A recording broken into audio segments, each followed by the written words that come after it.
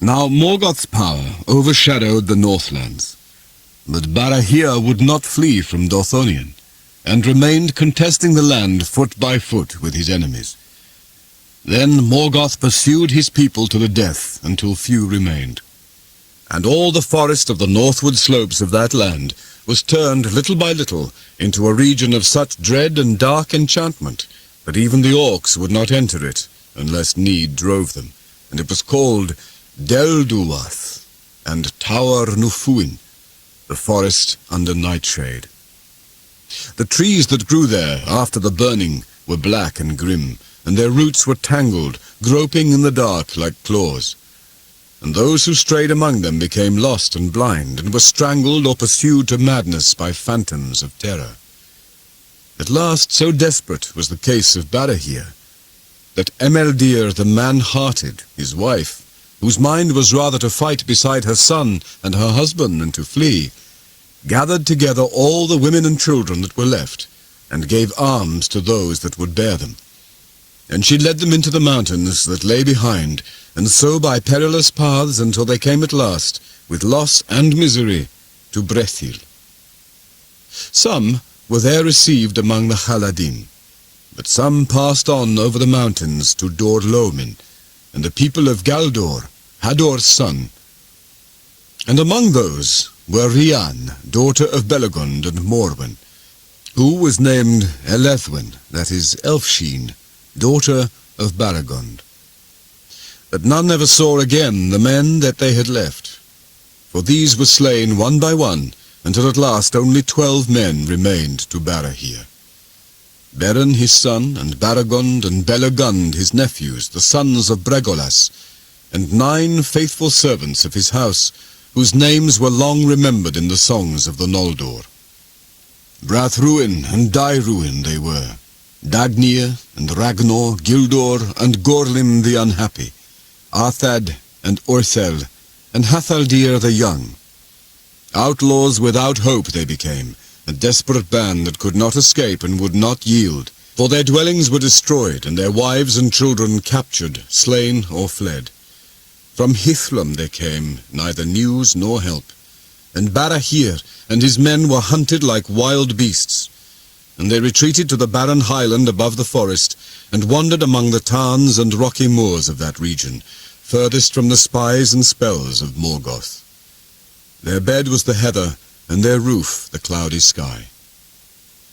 For nigh on 2 years after the Dagor Bragolach, the Noldor still defended the western pass about the sources of Sirion, for the power of Ulmo was in that water, and Minas Tirith withstood the orcs. But at length, after the fall of Fingolfin, Sauron, greatest and most terrible of the servants of Morgoth, who in the Sindarin tongue was named Gothaur, came against Orodreth, the warden of the tower upon Tol Sirion. Sauron was become now a sorcerer of dreadful power, master of shadows and of phantoms, foul in wisdom, cruel in strength, misshaping what he touched, twisting what he ruled, lord of werewolves. His dominion was torment. He took Minas Tirith by assault, for a dark cloud of fear fell upon those that defended it, and Orodreth was driven out and fled to Nargothrond. Then Sauron made it into a watchtower for Morgoth, a stronghold of evil and a menace. And the fair isle of Tol Sirion became accursed, and it was called Tol Ingaroth, the Isle of Werewolves. No living creature could pass through that veil that Sauron did not espy from the tower where he sat. And Morgoth held now the western pass, and his terror filled the fields and woods of Beleriand. Beyond Hithlum, he pursued his foes relentlessly, and he searched out their hiding places and took their strongholds one by one. The orcs, growing ever bolder, wandered at will far and wide, coming down Sirion in the west and Kelon in the east, and they encompassed Doriath. And they harried the lands so that beasts and bird fled before them, and silence and desolation spread steadily from the north. Many of the Noldor and the Sindar they took captive, and led to Angband, and made them thralls, forcing them to use their skill and their knowledge in the service of Morgoth. And Morgoth sent out his spies, and they were clad in false forms, and deceit was in their speech. They made lying promises of reward, and with cunning words sought to arouse fear and jealousy among the peoples, accusing their kings and chieftains of greed and of treachery one to another. And because of the curse of the kinslaying at Alqualande, these lies were often believed. And indeed, as the time darkened, they had a measure of truth. For the hearts and minds of the elves of Beleriand became clouded with despair and fear. But ever the Noldor feared most the treachery of those of their own kin, who had been thralls in Angband. For Morgoth used some of these for his evil purposes, and feigning to give them liberty, sent them abroad. But their wills were chained to his, and they strayed only to come back to him again. Therefore, if any of his captives escaped in truth and returned to their own people, they had little welcome, and wandered alone, outlawed and desperate. To men, Morgoth feigned pity, if any would hearken to his messages, saying that their woes came only of their servitude to the rebel Noldor. But at the hands of the rightful lord of Middle-earth, they would get honor and a just reward of valor, if they would leave rebellion. But few men of the three houses of the Edain would give ear to him. Not even were they brought to the torment of Angband. Therefore Morgoth pursued them with hatred, and he sent his messengers over the mountains. It is told that at this time the swarthy men came first into Beleriand. Some were already secretly under the dominion of Morgoth, and came at his call, but not all. For the rumour of Beleriand, of its lands and waters, of its wars and riches, went now far and wide, and the wandering feet of men were ever set westward in those days. These men were short and broad, long and strong in the arm. Their skins were swart or sallow, and their hair was dark as were their eyes. Their houses were many, and some had greater liking for the dwarves of the mountains than for the elves. But Maedhros, knowing the weakness of the Noldor and the Edain, whereas the pits of Angband seemed to hold store inexhaustible and ever renewed, made alliance with these new-come men, and gave his friendship to the greatest of their chieftains, Bor and Ulfang. And Morgoth was well content, for this was as he had designed. The sons of Bor were Borlad, Borlach, and Borthand, and they followed Maedhros and Maglor, and cheated the hopes of Morgoth, and were faithful. The sons of Ulfang the Black were Ulfast and Ulwarth, and Uldor the Accursed, and they followed Caranthir, and swore allegiance to him, and proved faithless. There was small love between the Edain and the Easterlings, and they met seldom, for the newcomers abode long in East Beleriand. But Hador's folk was shut in Hithlum, and Beor's house was well nigh destroyed.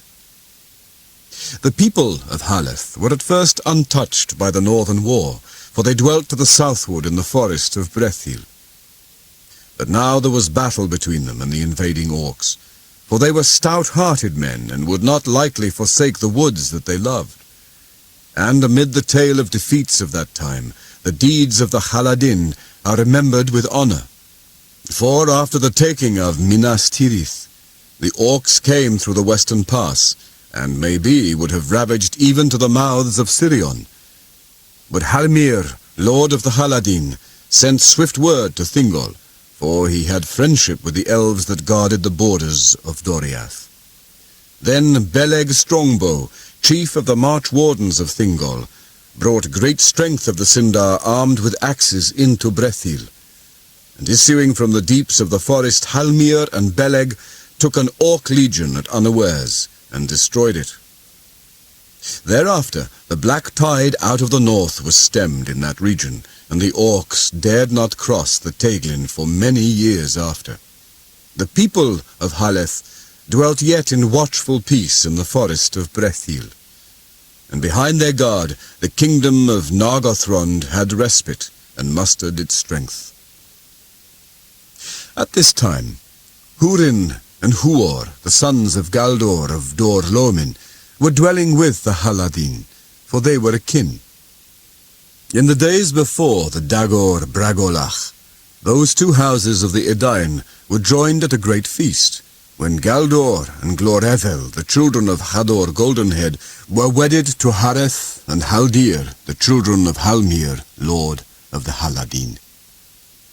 Thus it was that the sons of Galdor were fostered in Brethil by Haldir their uncle, according to the custom of men in that time. And they went both to that battle with the orcs, even Huor, for he would not be restrained, though he was but 13 years old. But being with a company that was cut off from the rest, they were pursued to the ford of Brithiach, and there they would have been taken or slain, but for the power of Ulmo that was still strong in Sirion. A mist arose from the river, and hid them from their enemies, and they escaped over the Brithiach into Dimbar, and wandered among the hills beneath the sheer walls of the Crisegrim, until they were bewildered in the deceits of that land, and knew not the way to go on or to return. There Thorondor espied them, and he sent 2 of his eagles to their aid. And the eagles bore them up and brought them beyond the encircling mountains to the secret vale of Tumladen, and the hidden city of Gondolin, which no man had yet seen. There Torgon the king received them well, when he learned of their kin.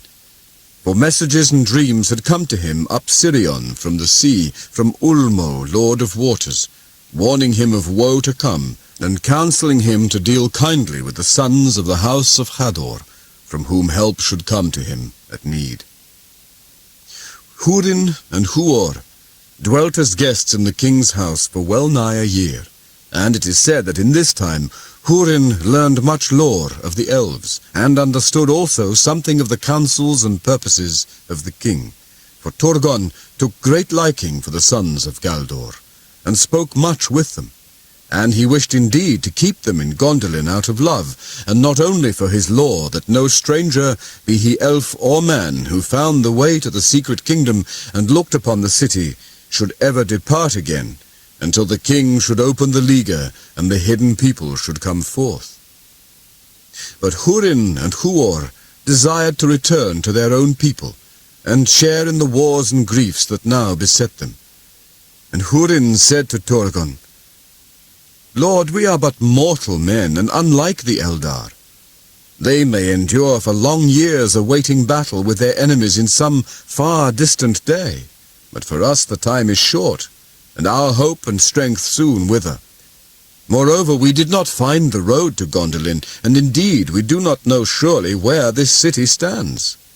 For we were brought in fear and wonder by the high ways of the air, and in mercy our eyes were veiled." Then Torgon granted his prayer, and he said, "By the way that you came, you have leave to depart, if Thorondor is willing. I grieve at this parting. Yet in a little while, as the Eldar account it, we may meet again." But Maeglin, the king's sister's son, who was mighty in Gondolin, grieved not at all at their going, though he begrudged them the favour of the king, for he had no love for any of the kindred of men. And he said to Hurin, "The king's grace is greater than you know, for the law is become less stern than aforetime, or else no choice would be given you but to abide here to your life's end." Then Hurin answered him, "The king's grace is great indeed, but if our word is not enough, then we will swear oaths to you." And the brothers swore never to reveal the counsels of Torgon, and to keep secret all that they had seen in his realm. Then they took their leave, and the eagles coming bore them away by night, and set them down in Dor-lomin before the dawn.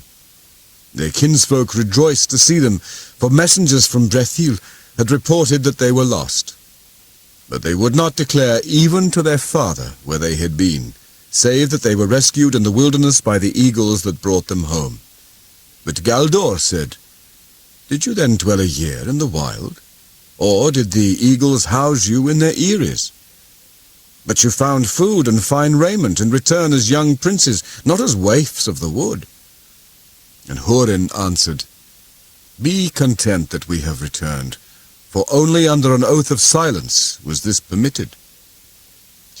Then Galdor questioned them no more, but he and many others guessed at the truth, and in time the strange fortune of Hurin and Huor reached the ears of the servants of Morgoth.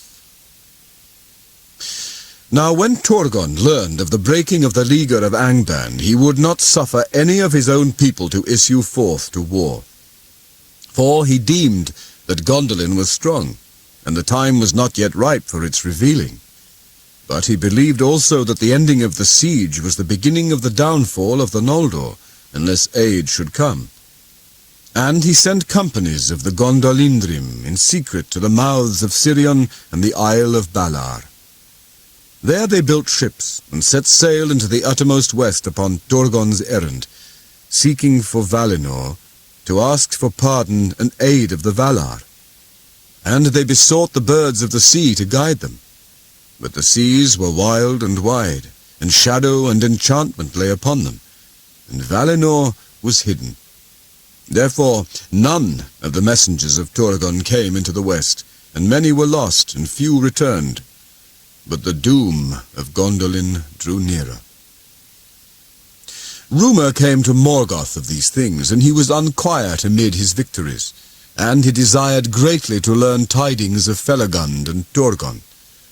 For they had vanished out of knowledge, and yet were not dead, and he feared what they might yet accomplish against him.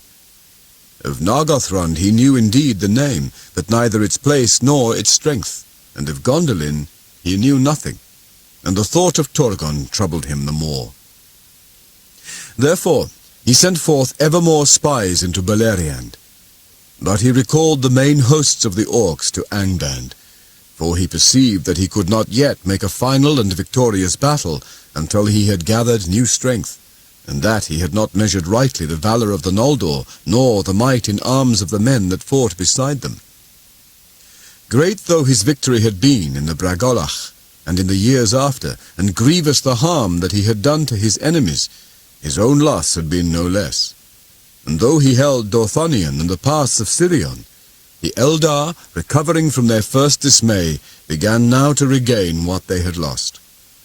Thus Beleriand in the south had a semblance of peace again for a few brief years, but the forges of Angband were full of labour. When 7 years had passed since the fourth battle, Morgoth renewed his assault, and he sent a great force against Hithlam. The attack on the passes of the shadowy mountains was bitter, and in the siege of Aethel Sirion, Galdor the Tall, lord of Dor-lomin, was slain by an arrow. That fortress he held on behalf of Fingon, the High King, and in that same place his father Hador Lorindol died but a little time before. Hurin his son was then newly come to manhood, but he was great in strength both of mind and body, and he drove the orcs with heavy slaughter from Eredwethrin, and pursued them far across the sands of Angfauglith. But King Fingon was hard put to it to hold back the army of Angband that came down from the north, and battle was joined upon the very plains of Hithlam. There Fingon was outnumbered, but the ships of Círdan sailed in great strength up the firth of Drengist, and in the hour of need the elves of the Falas came upon the host of Morgoth from the west.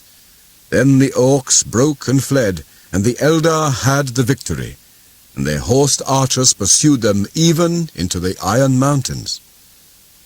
Thereafter Hurin, son of Galdor, ruled the house of Hador in Dor-lomin, and served Fingon. Hurin was of less stature than his fathers, or his son after him, but he was tireless and enduring in body, lithe and swift after the manner of his mother's kin, Hareth of the Haladin.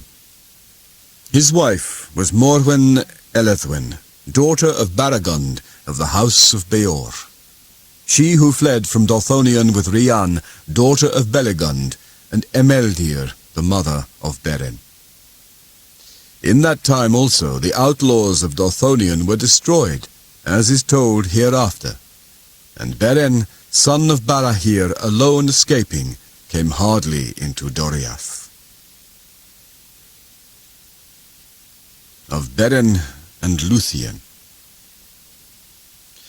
Among the tales of sorrow and of ruin that come down to us from the darkness of those days, there are yet some in which amid weeping there is joy, and under the shadow of death light that endures. And of these histories most fair still in the ears of the elves is the tale of Beren and Luthien. Of their lives was made the Lay of Luthien, Release from Bondage, which is the longest save one of the songs concerning the world of old. But here the tale is told in fewer words and without song. It has been told that Barahir would not forsake Dorthonion, and there Morgoth pursued him to the death, until at last there remained to him only 12 companions. Now the forest of Dorthonion rose southward into mountainous moors, and in the east of those highlands there lay a lake, Tarn Eluin, with wild heaths about it, and all that land was pathless and untamed, for even in the days of the long peace none had dwelt there. But the waters of Tarn Eluin were held in reverence, for they were clear and blue by day, and by night were a mirror for the stars. And it was said that Melian herself had hallowed that water in days of old. Thither Barahir and his outlaws withdrew, and there made their lair, and Morgoth could not discover it.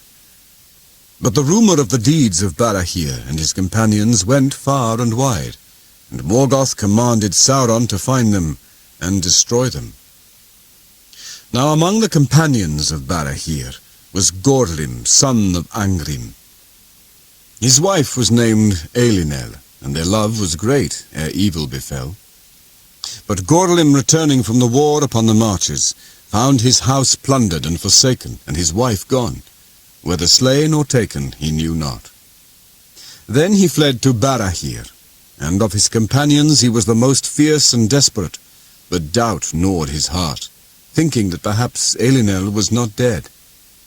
At times he would depart alone and secretly, and visit his house that still stood amid the fields and woods he had once possessed, and this became known to the servants of Morgoth. On a time of autumn he came in the dusk of evening, and drawing near, he saw, as he thought, a light at the window, and coming warily he looked within. There he saw Elinel, and her face was worn with grief and hunger, and it seemed to him that he heard her voice lamenting that he had forsaken her. But even as he cried aloud, the light was blown out in the wind, wolves howled, and on his shoulders he felt suddenly the heavy hands of Sauron's hunters. Thus Gorlim was ensnared, and taking him to their camp they tormented him, seeking to learn the hidings of Barahir and all his ways. But nothing would Gorlim tell. Then they promised him that he should be released and restored to Elinel, if he would yield. And being at last worn with pain and yearning for his wife, he faltered. Then straightway they brought him into the dreadful presence of Sauron, and Sauron said, "I hear now thou wouldst barter with me. What is thy price?" And Gorlim answered that he should find Elinel again, and with her be set free. For he thought that Elinel also had been made captive. Then Sauron smiled, saying, "That is a small price for so great a treachery. So shall it surely be. Say on." Now Gorlim would have drawn back, but daunted by the eyes of Sauron, he told at last all that he would know. And then Sauron laughed, and he mocked Gorlim, and revealed to him that he had seen only a phantom devised by wizardry to entrap him, for Elinel was dead. "Nonetheless I will grant thy prayer," said Sauron, "and thou shalt go to Elinel and be set free of my service." Then he put him cruelly to death. In this way the hiding of Barahir was revealed, and Morgoth drew his net about it, and the orcs, coming in the still hours before dawn, surprised the men of Dorthonion, and slew them all, save one. For Beren, son of Barahir, had been sent by his father on a perilous errand to spy upon the ways of the enemy, and he was far afield when the lair was taken. But as he slept benighted in the forest, he dreamed that carrion birds sat thick as leaves upon bare trees beside a mere, and blood dripped from their beaks. Then Beren was aware in his dream of a form that came to him across the water, and it was a wraith of Gorlim. And it spoke to him, declaring his treachery and death, and bade him make haste to warn his father. Then Beren awoke, and sped through the night, and came back to the lair of the outlaws on the second morning. But as he drew near, the carrion birds rose from the ground, and sat in the alder trees beside Tarn Eilwyn, and croaked in mockery. There Beren buried his father's bones, and raised a cairn of boulders above him, and swore upon it an oath of vengeance. First, therefore, he pursued the orcs that had slain his father and his kinsmen, and he found their camp by night at Rivil's well above the fen of Serech. And because of his woodcraft he came near to their fire unseen. There their captain made boast of his deeds, and he held up the hand of Barahir, that he had cut off as a token for Sauron that their mission was fulfilled, and the ring of Felagund was on that hand. Then Beren sprang from behind a rock and slew the captain, and taking the hand and the ring, he escaped, being defended by fate. For the orcs were dismayed, and their arrows wild. Thereafter, for 4 years more, Beren wandered still upon Dorthonion, a solitary outlaw. But he became the friend of birds and beasts, and they aided him, and did not betray him. And from that time forth he ate no flesh, nor slew any living thing that was not in the service of Morgoth. He did not fear death, but only captivity, and being bold and desperate, he escaped both death and bonds. And the deeds of lonely daring that he achieved were noised abroad throughout Beleriand, and the tale of them came even into Doriath. At length Morgoth set a price upon his head, no less than the price upon the head of Fingon, High King of the Noldor. But the orcs fled rather at the rumour of his approach than sought him out. Therefore an army was sent against him under the command of Sauron, and Sauron brought werewolves, fell beasts inhabited by dreadful spirits that he had imprisoned in their bodies. All that land was now become filled with evil, and all clean things were departing from it. And Beren was pressed so hard that at last he was forced to flee from Dorthonion. In time of winter and snow he forsook the land and grave of his father, and climbing into the high regions of Gorgoroth, the mountains of terror, he descried afar the land of Doriath. There it was put into his heart that he would go down into the hidden kingdom, where no mortal foot had yet trodden. Terrible was his southward journey. Sheer were the precipices of Ered Gorgoroth, and beneath their feet were shadows that were laid before the rising of the moon. Beyond lay the wilderness of Dun Gortheb, where the sorcery of Sauron and the power of Melian came together, and horror and madness walked. There spiders of the fell race of Ungoliant abode, spinning their unseen webs in which all living things were snared, and monsters wandered there that were born in the long dark before the sun, hunting silently with many eyes. No food for elves or men was there in that haunted land, but death only. That journey is not accounted least among the great deeds of Beren, but he spoke of it to no one after, lest the horror return into his mind. And none know how he found a way, and so came by paths that no man nor elf else ever dared to tread to the borders of Doriath. And he passed through the mazes that Melian wove about the kingdom of Thingol, even as she had foretold, for a great doom lay upon him. It is told in the Lay of Luthien that Beren came stumbling into Doriath grey and bowed, as with many years of woe, so great had been the torment of the road. But wandering in the summer in the woods of Neldoreth, he came upon Luthien, daughter of Thingol and Melian, at a time of evening under moonrise, as she danced upon the unfading grass in the glades beside Esgalduin. Then all memory of his pain departed from him, and he fell into an enchantment. For Luthien was the most beautiful of all the children of Iluvatar. Blue was her raiment as the unclouded heaven, but her eyes were grey as the starlit evening. Her mantle was sewn with golden flowers, but her hair was dark as the shadows of twilight. As the light upon the leaves of trees, as the voice of clear waters, as the stars above the mists of the world, such was her glory and her loveliness, and in her face was a shining light. But she vanished from his sight, and he became dumb as one that is bound under a spell, and he strayed long in the woods, wild and wary as a beast, seeking for her. In his heart he called her Tinuviel, that signifies nightingale, daughter of twilight, in the grey elven tongue, for he knew no other name for her. And he saw her afar as leaves in the winds of autumn, and in winter as a star upon a hill, but a chain was upon his limbs. There came a time near dawn on the eve of spring, and Luthien danced upon a green hill, and suddenly she began to sing. Keen, heart-piercing was her song, as the song of the lark that rises from the gates of night and pours its voice among the dying stars, seeing the sun behind the walls of the world. And the song of Luthien released the bonds of winter, and the frozen waters spoke, and flowers sprang from the cold earth where her feet had passed. Then the spell of silence fell from Beren, and he called to her, crying, Tinuviel, and the woods echoed the name. Then she halted in wonder, and fled no more, and Beren came to her. But as she looked on him, doom fell upon her, and she loved him. Yet she slipped from his arms and vanished from his sight even as the day was breaking. Then Beren lay upon the ground in a swoon, as one slain at once by bliss and grief.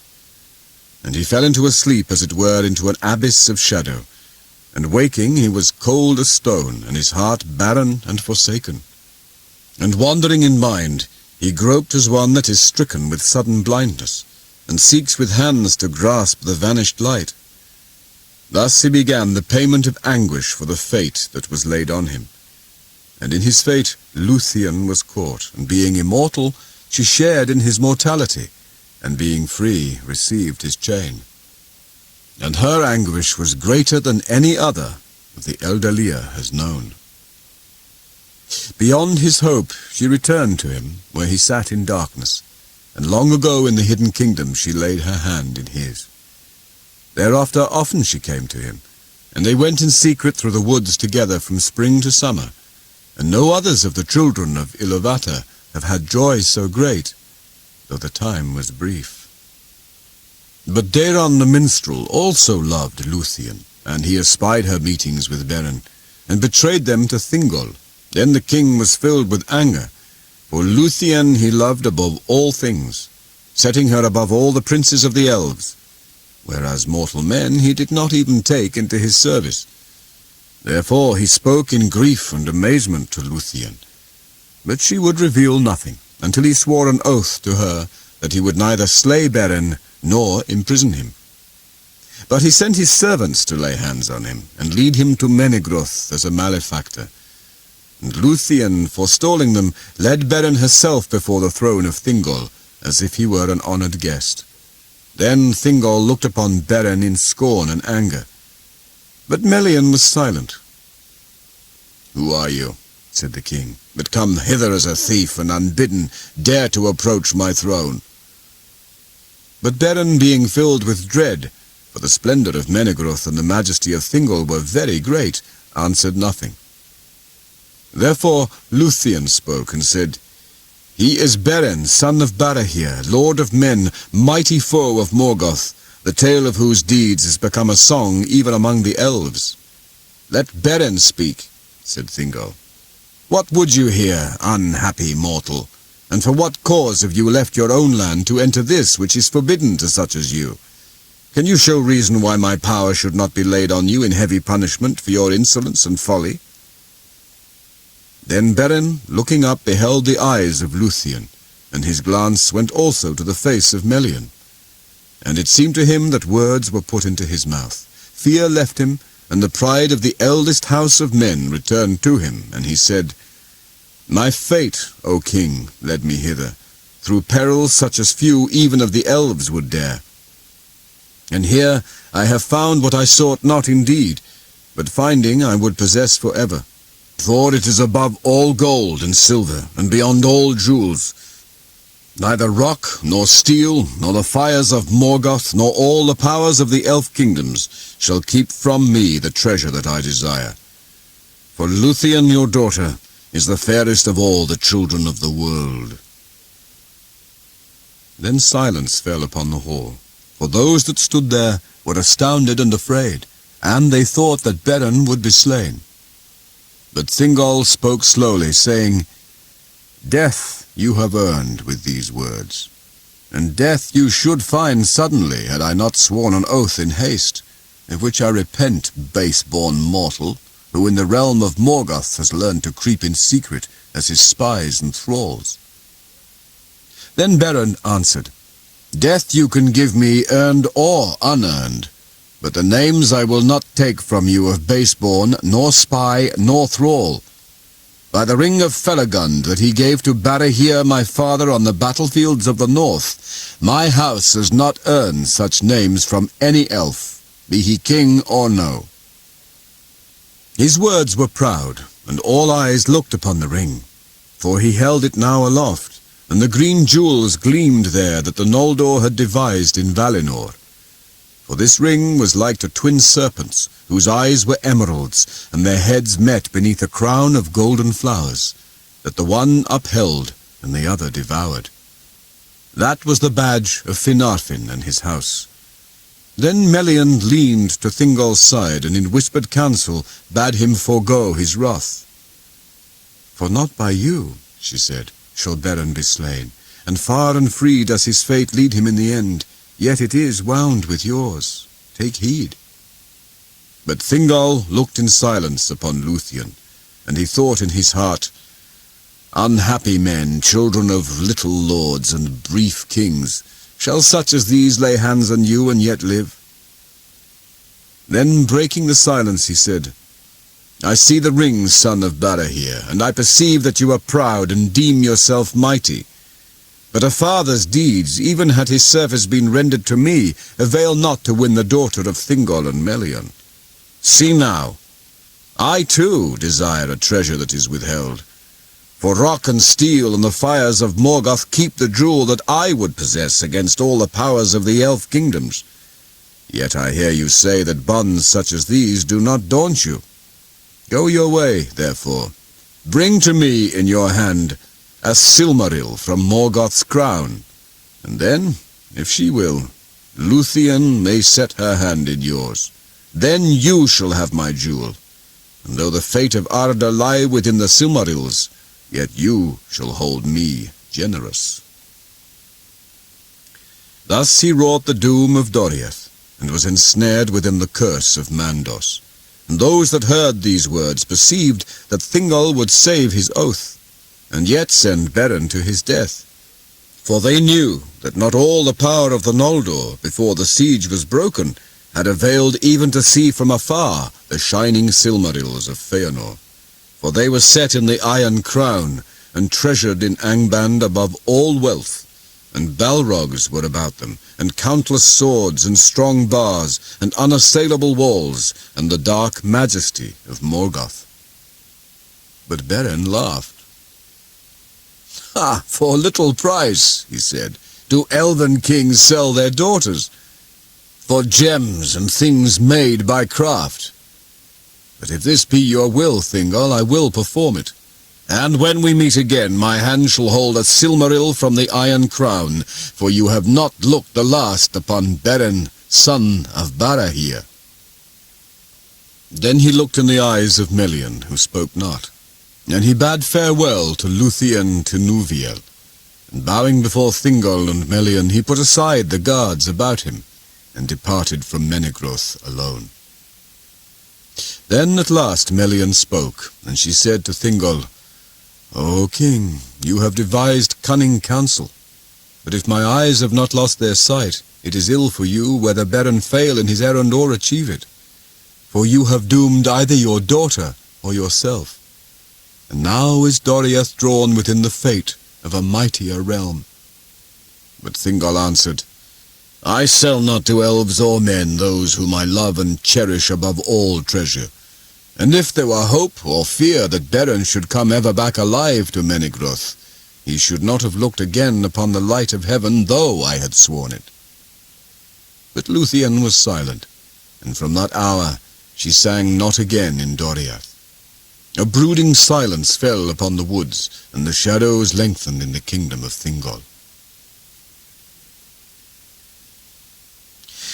It is told in the Lay of Luthien that Beren passed through Doriath unhindered, and came at length to the region of the twilight meres and the fens of Sirion. And leaving Thingol's land, he climbed the hills above the falls of Sirion, where the river plunged underground with great noise. Thence he looked westward, and through the mist and rains that lay upon the hills, he saw Talath Dirnan, the guarded plain, stretching between Sirion and Narog. And beyond, he descried afar the highlands of Taur en Faroth, that rose above Nargothrond, and being destitute without hope or counsel, he turned his feet thither. Upon all that plain, the elves of Nargothrond kept unceasing watch, and every hill upon its borders was crowned with hidden towers, and through all its woods and fields archers reigned secretly and with great craft. Their arrows were sure and deadly, and nothing crept there against their will. Therefore, ere Beren had come far upon his road, they were aware of him, and his death was nigh. But knowing his danger, he held ever aloft the ring of Felagund, and though he saw no living thing, because of the stealth of the hunters, he felt that he was watched, and he cried often aloud, "I am Beren, son of Barahir, friend of Felagund. Take me to the king." Therefore the hunters slew him not, but assembling, they waylaid him and commanded him to halt. But seeing the ring, they bowed before him, though he was in evil plight, wild and wayworn, and they led him northward and westward, going by night lest their paths should be revealed. For at that time there was no ford or bridge over the torrent of Narog before the gates of Nargothrond. But further to the north, where Ginglith joined Narog, the flood was less, and crossing there and turning again southward, the elves led Beren under the light of the moon to the dark gates of their hidden halls. Thus Beren came before King Finrod Felagund, and Felagund knew him, needing no ring to remind him of the kin of Beor and of Barahir. Behind closed doors they sat, and Beren told of the death of Barahir, and of all that had befallen him in Doriath, and he wept, recalling Luthien and their joy together. But Felagund heard his tale in wonder and disquiet, and he knew that the oath he had sworn was come upon him for his death, as long before he had foretold to Galadriel. He spoke then to Beren in heaviness of heart.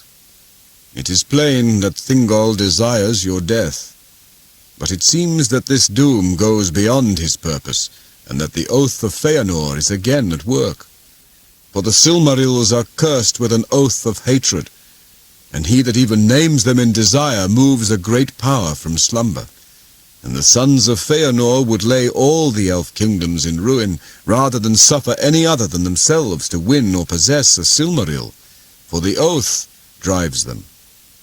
And now Celegorm and Curufin are dwelling in my halls, and though I, Finarfin's son, am king, they have won a strong power in the realm, and lead many of their own people.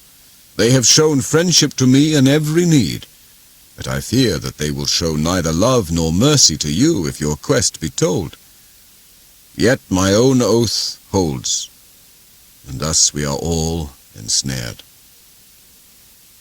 Then King Felagund spoke before his people, recalling the deeds of Barahir and his vow, and he declared that it was laid upon him to aid the son of Barahir in his need, and he sought the help of his chieftains.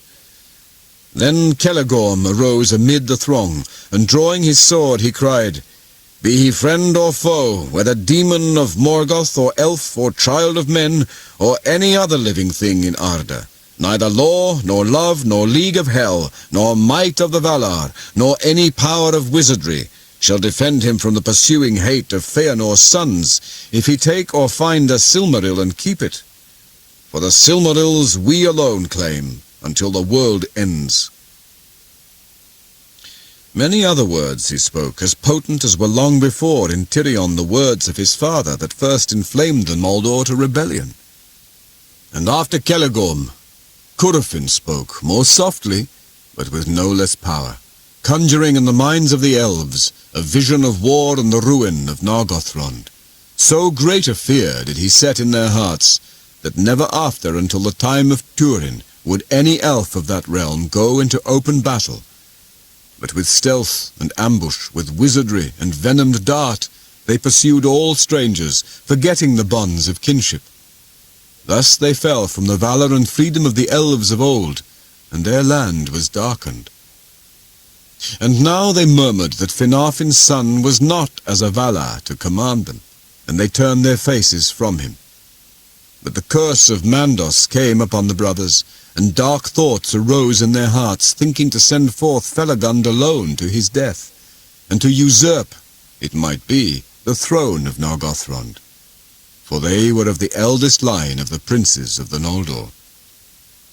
And Felagund, seeing that he was forsaken, took from his head the silver crown of Nargothrond, and cast it at his feet, saying, "Your oaths of faith to me you may break, but I must hold my bond.